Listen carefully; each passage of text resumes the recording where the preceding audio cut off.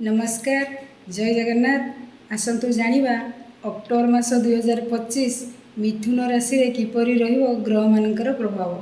रवि मास आरंभ चतुर्थ स्थान रे और अक्टोबर 17 तारिख रे पंचम स्थान रे चलन करिवे, जहाँकि तांकर नीच राशि तुला राशि रे रहिबे। शुक्र मास आरंभ तृतीय स्थान रे रहिबे।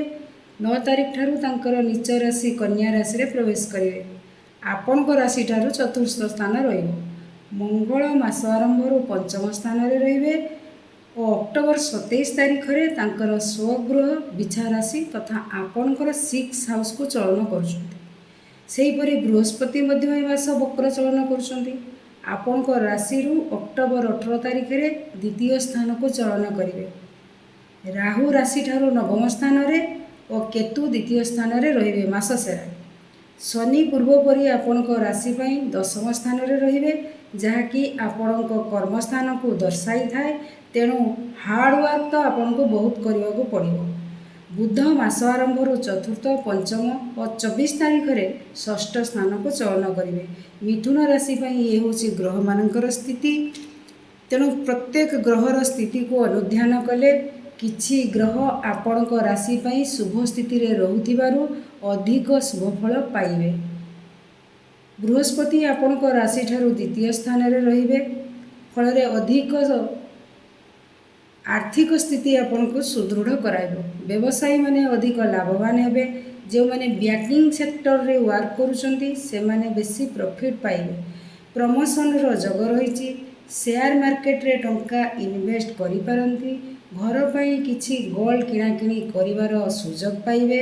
आर्थिक स्थिति भल रहिले भी किछि अर्थ वेस्ट होबार यथेष्ट पॉसिबिलिटी रही, से प्रति सतर्कता अवलंबन करने को अनुरोध। कर्म क्षेत्र में शनि स्थिति आपण को परिश्रम बहुत कराइब। नूतन कर्म प्राप्तिर जग रही। दूर स्थान को भ्रमण करने को सुजोग पाइबे। जानवाहन किणवार संभावना यथेष्ट रही। जहाँ सब पुराना कर्म आपणकर बाकी रही ताहा त्वरान्वित होबो ए मासरे। आपणक राशि पई जगकारक ग्रह शुक्र तृतीय स्थान रे रहिबे, जहाँ फल कम्युनिकेशन स्किल आपणकर ए मासर बहुत डेभलप हो। भाई भौणी सहित उत्तम संपर्क रहिबो। जेहेतु मंगल बुध जग होई किछि दिन पंचम स्थान रे रहिबे, सेही समय टेक्नोलोजी टेक्निकल मेडिकल ग्राउंड रे जो माने जीवाको चाहछंती से माने अनेक सुविधा सुजोग ए मासरे पाइबे। रवि स्थिति 4th हाउस रे रहथिबारु फैमिली प्रेशर आपण को ऊपर अधिक रहिबो। ए मासरे कौन सी सांगसाथी सहित मतांतर मनांतर होई पारे, सेति प्रति सतर्क रहिबे।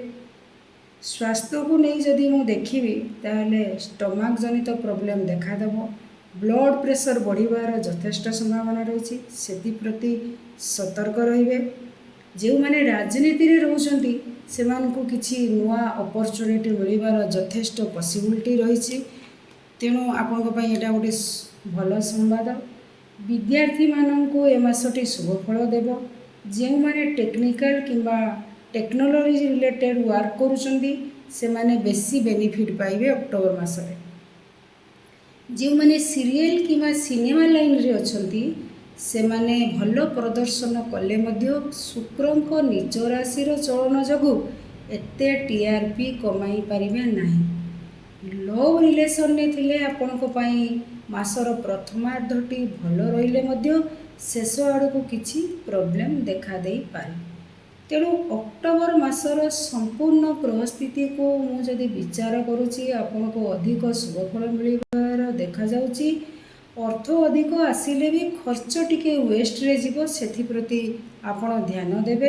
दूर यात्रा करिवार भी यथेष्ट पॉसिबिलिटी रही। फॉरेन भी आपण जीवाको चाहिए ए समय जाई परिबे। प्रतिकार स्वरूप प्रत्येक बुधवार दिन विष्णु मंदिर जातु और दर्शन करने सहित तुलसी अर्पण करंतु। विष्णु सहस्रा मंत्र प्रत्येक दिन शुणु किंबा पाठ मध्य करि परिबे। मंगल स्थिति पंचम स्थान रे रहथिबारु पिला माने ए समय आपन को अधिक टेंशन देबार देखा जाउची। तेणु प्रत्येक मंगलवार दिन हनुमान चालीसा और सुंदराकांड सेमानकु पठन करने को कहतु। ନହେଲେ ଆପଣ ପ୍ରତ୍ୟେକ ଦିନ ନିଜ ଘରେ ହନୁମାନ ଚାଳିଶା ଆଉ ସୁନ୍ଦରକାଣ୍ଡ ପାଠ କରନ୍ତୁ, ଅଧିକ ଶୁଭ ଫଳ ପ୍ରାପ୍ତି କରିବେ। ଜୟ ଜଗନ୍ନାଥ, ନମସ୍କାର।